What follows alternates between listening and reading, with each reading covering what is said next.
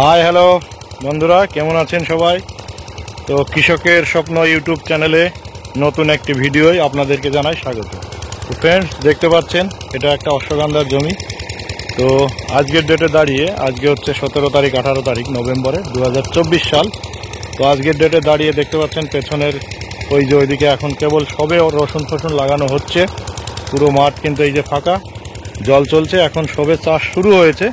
কিন্তু এর মধ্যে কিভাবে একদম বিনা খরচায় দেখুন এত সুন্দর অশ্বগন্ধা কিন্তু আমাদের এক চাষি বন্ধু তৈরি করেছেন।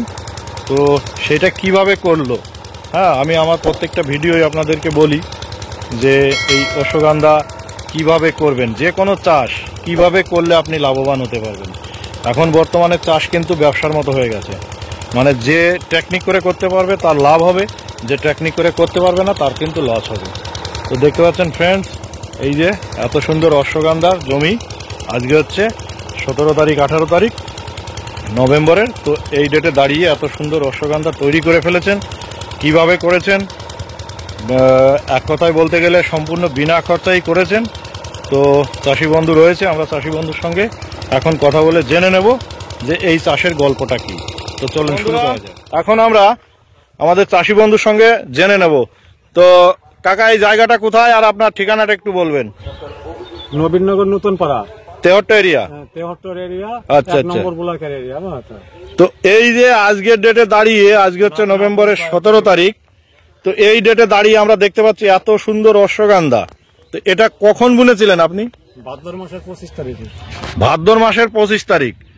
তো বন্ধুরা দেখতে পাচ্ছেন আজকের ডেটে কিন্তু সবে অশ্বগন্ধা অনেকেই বুনছে, কারোর হয়তো 1 ইঞ্চি 1.5 ইঞ্চি হাইট হয়েছে, কিন্তু সেখানে দাঁড়িয়ে গাছে মানে কি বলবো আমি, দেখুন ফুল চলে এসছে। এই যে দেখুন ফুল চলে এসছে। তো এই অশ্বগন্ধাটা এই অবধি হতে আপনি তো ভাদ্র মাসের 25 তারিখে বুনেছেন, তো তারপরে কতগুলো সেচ দিয়েছেন একদম সত্যি সত্যি বলবেন আমাদের? সেচ আমার একটা লাগেছে, সেচের দরকার আছে, সেই সময় বৃষ্টি নেমে পড়ে আর কি। আচ্ছা, তার মানে আপনি যখন করেছেন তারপরে বীজ বের করা অবধি একটা সেচও লাগেনি। এই লাস্ট শেষ কতদিন আগে দিয়েছেন?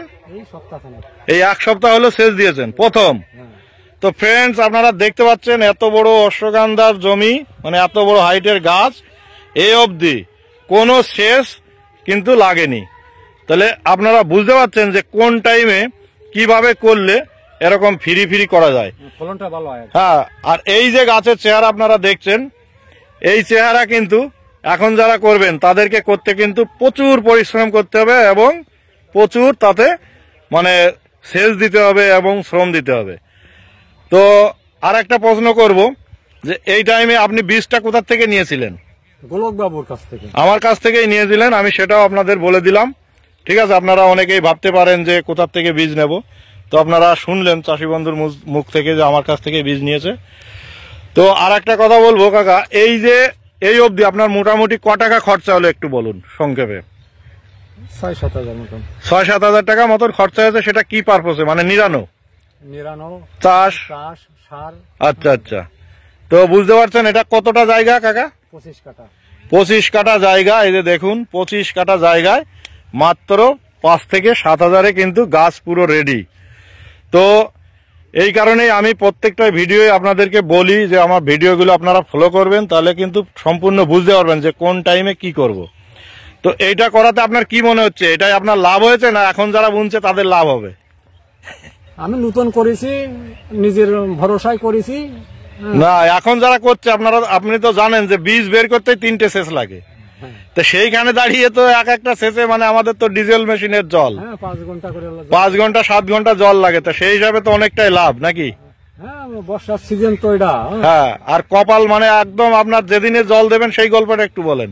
আমি যেদিনকে সেচ দেবো মোটামুটি সেই দিনকেই বৃষ্টি হয়েছে। যেদিনকে টার্গেট করি যে আজকে সেচ দেবো সেই দিনকে বৃষ্টি হয়ে যায় আর কি। আচ্ছা আচ্ছা, তার মানে পুরো বন্ধুরা আপনারা শুনতে পারলেন কাকার মুখ থেকে যে যেদিনে জল দিতে চাই সেদিনে বৃষ্টি হয়ে কিন্তু কাকার এই অবধি জল লাগেনি।